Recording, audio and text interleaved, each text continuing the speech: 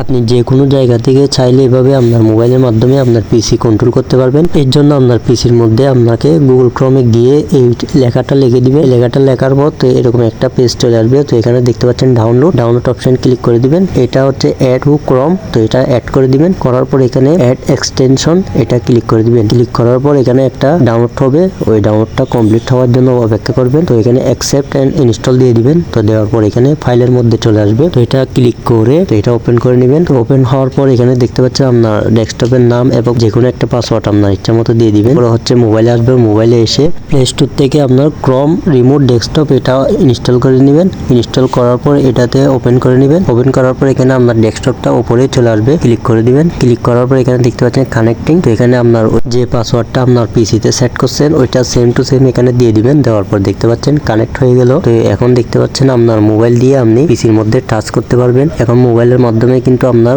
পিসির স্ক্রিনটা চলে আসলো। এখান থেকে আপনি যে কোনো ভাবে কন্ট্রোল করতে পারবেন, যেরকম ইচ্ছা ওইরকম। আপনি যে কোনো জায়গা থেকে চাইলে এটা এভাবে কন্ট্রোল করতে পারবেন। ইউটিউব চালাতে পারবেন, আপনি এখানে টাইপিং করেও চার্জ করতে পারবেন। শুধু আপনার পিসিটা অন হইলে আপনি মোবাইলের অ্যাপসে গিয়ে আপনি কানেক্ট করলে হয়ে যাবে। এই ধরনের ভিডিও আরো পাওয়ার জন্য এই চ্যানেলটা সাবস্ক্রাইব করে রাখুন। ভিডিওটা ভালো লাগলে লাইক করেন, কমেন্ট করেন। ভালো থাকবেন, আল্লাহ হাফেজ।